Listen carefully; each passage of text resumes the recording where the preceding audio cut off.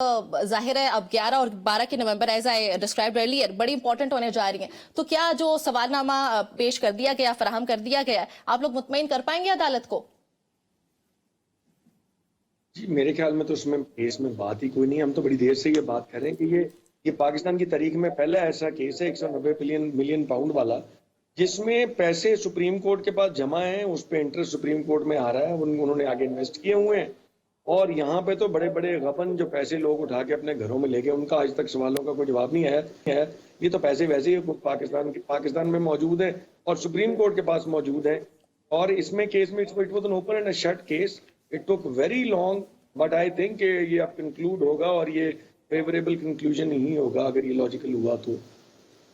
ठीक है, I don't think इसमें कोई ऐसी चीज है कि इसमें को बड़ा मुश्किल होगा कन्विंस करना। बड़े कन्विंसिंग आर्गुमेंट्स पहले भी इस केस में हो चुके।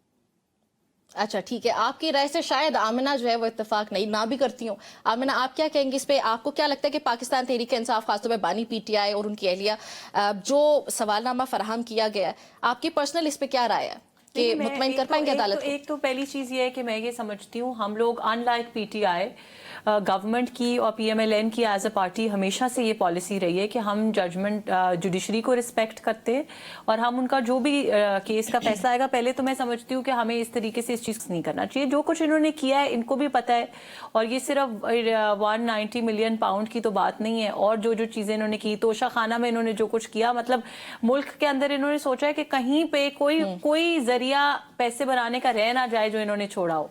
अच्छा, सो इट इज़ अनफॉर्चुनेट, लेकिन फिर भी मैं समझती हूँ कि हमारी अदालतें जो हैं वो माशाल्लाह they are independent and they are capable enough कि वो इस चीज़ का बिल्कुल बेहतर तरीन फैसला करेंगी। अगर हमें फैसले से कोई इख्तलाफ होगा तो फैसला आने के बाद ऑब्वियसली अपील की जा सकती है उसके ऊपर, लेकिन I think it is too early to comment on that. हम फैसले का वेट कर लेते हैं और उसके बाद इसके ऊपर कॉमेंट कर लेंगे कि व्हाट दे डिजर्व, वो तो सबको पता है, बट अदालत उसको किस लाइट में देखती है। I think let's wait for the judgement before we comment on that. ठीक है, साद रसूल साहब, आपकी इस पे क्या राय है?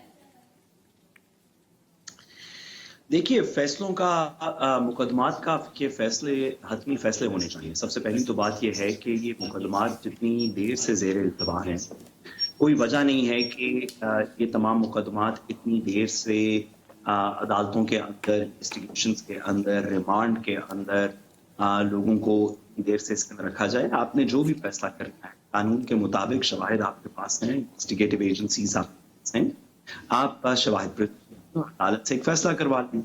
अच्छा, ये है कि नैब पर आमना साहबा का केस के अंदर अभी बात थोड़ा सा इंतजार था कि इन्वेस्टिगेशन होती है, वो केस है।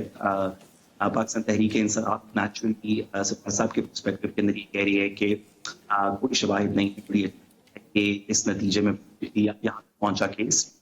सवाल इफेक्टिवली मुफ्ती साहब से भी मेरा ख्याल है कि वो भी इस बात से एग्री करेंगे और आमना साहिबा भी करेंगी कि सवाल ये है जो इन्वेस्टिगेटिव एजेंसी जिसकी क्रेडिबिलिटी के थ्रू आप इसको प्रोसिक्यूट कर रहे हैं, उन इन्वेस्टिगेटिव एजेंसीज क्या कर रही है? ये वही इन्वेस्टिगेटिव एजेंसीज हैं जिन्होंने पाकिस्तान सारे को, खासतौर पे हम नैब की बात करें तो पाकिस्तान सारे को 6 महीने तक, क्या 3-4 साल तक बताते रहे कि नवाज शरीफ साहब ने इतनी चोरी की है, शहबाज शरीफ साहब ने इतनी चोरी की है, हमें ये सब लोग गिरफ्तार हैं। जैसे ही हुकूमत बदली, जैसे ही हुकूमत तब्दील हुई तो इसी नैब ने जाके रात के अंदर ये मौक़िफ़ पेश किया कि ना सिर्फ चोरी हुई बल्कि हम तो मुल्ज़िम के साथ हैं, हम तो ये मुकदमा वापस करना चाहते हैं, उसको कोई आगे नहीं बढ़ाएंगे। ऐसी सिचुएशन के अंदर जहाँ पे नैब जैसा इदारा जो किसी शवाहिद पे जिनको बात करनी चाहिए, या वो पहले झूठ बोल रहा था जब उन्होंने कहा कि नवाज शरीफ साहब ने चोरी की है, या वो बाद में झूठ बोल रहा था जब उन्होंने कहा कि छोड़ दिया जाए। जब इन्वेस्टिगेटिव इदारे के ऊपर इस तरह का शक पड़ जाए कि ये किसी सियासी मुदाखलत की वजह से या पहले झूठ बोल रहा था या बाद में झूठ बोल रहा था, आइदर वे जब उसने अपना मौक़िफ़ चेंज किया तो उसके बाद इस इदारे के ऊपर दीगर केसेस के अंदर इस इन्वेस्टिगेटिव एजेंसीज के ऊपर शक पैदा होता है कि क्या आज जानिबदारी से इन्वेस्टिगेशन हो रही है, और आज अगर नैब या दीगर इन्वेस्टिगेटिव एजेंसीज ये कह रही हैं कि हमें 190 मिलियन पाउंड के अंदर ये मुल्ज़िमान दरकार हैं और बल्कि हम सज़ा दिलवाना चाहते हैं, तो आप बिल्कुल इस बात की कोई वही नहीं है माजी का रवैया देख के कि कल को अगर हुकूमत चेंज हो जाएगी तो यही नैब कैरी होगी कि हमें बिल्कुल भी ये लोग सरकार नहीं है और हमने तो किसी के प्रश्न बना